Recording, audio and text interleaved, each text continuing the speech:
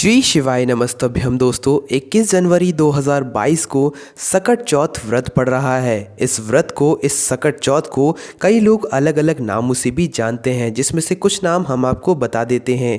एक नाम इसका संकट चौथ भी है। इसे संकट चौथ इसलिए कहा जाता है क्योंकि ये जो सकट चौथ का व्रत पड़ता है ये सभी संकटों से हमें दूर करता है। साथ ही में जो भी महिलाएं इस व्रत को धारण करती हैं उनके बच्चों के ऊपर भी कभी कोई कष्ट नहीं आता है अगर वो इस व्रत को पूरे विधि विधान से पूरा करती हैं। और दोस्तों, इसको संकष्टी चौथ भी कहा जाता है क्योंकि ये सभी दुख कष्टों से हमें दूर करती है, हमें सभी दुख कष्टों से छुटकारा दिलाती है। दोस्तों, इसे तिलकूट संकट चौथ भी कहा जाता है, तिलकूट चौथ भी कहा जाता है। अब इसे तिलकूट चौथ इसलिए कहा जाता है क्योंकि इस दिन भगवान गणेश की जब पूजा होती है तो उस समय भगवान गणेश को तिल के लड्डुओं का भोग लगाया जाता है। और तिल के लड्डू का जो भोग लगाया जाता है इसका जो फल हमें मिलता है वो भी बहुत ही आकर्षित होता है। जो तिल के लड्डू आप बनाएंगे गणेश भगवान जी के लिए वह आपको अपने घर में अपने हाथों से बनाना है। साथ ही में आप भगवान को लड्डू, मोदक, दूर्वा भी चढ़ा सकते हैं। पर इस दिन तिल के लड्डू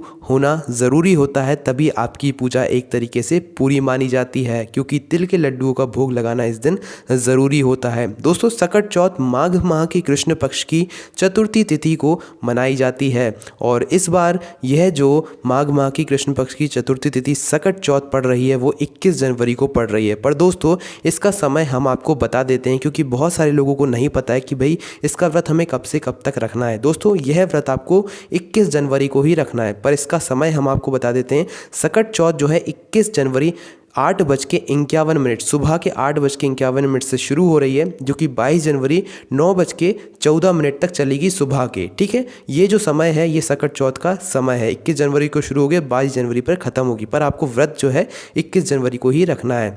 और 21 जनवरी को जब आप चंद्रमा का इंतज़ार करेंगे तो यह करीब 9 बजे के करीब आपके आसमान में आपको दिख जाएगा और उसके बाद आप चंद्रमा को अर्घ्य देकर अपनी पूजन कर सकते हैं। उसके बाद जब आप लोग गणेश जी का पूजन करेंगे तो गणेश जी का पूजन करते समय आपको जो है गणेश चालीसा का पाठ अवश्य करना है। इससे आपको भगवान अपना आशीर्वाद प्रदान करेंगे। साथ ही में दोस्तों, आपको गणेश जी के मंत्रों का भी पूजन के समय जाप करना चाहिए। इससे भगवान गणेश का आशीर्वाद आपके ऊपर सदैव बना रहता है और आपके बच्चों के ऊपर भी भगवान गणेश अपना आशीर्वाद रखते हैं। उनके ऊपर कभी भी कोई समस्या नहीं आने देते हैं, उनके रुके हुए काम भी बन जाते हैं, उनके ऊपर से दुख कष्ट दूर हो जाते हैं। हर महिलाओं को ये व्रत अवश्य करना चाहिए, उनके बच्चों की सुख समृद्धि के लिए, उनके बच्चों की खुशहाल जीवन के लिए। कीजिए इस काम को और हमें कमेंट करके अवश्य बताइए। ओम नमः शिवाय, जय भोलेबाबा, श्री शिवाय नमस्तुभ्यं।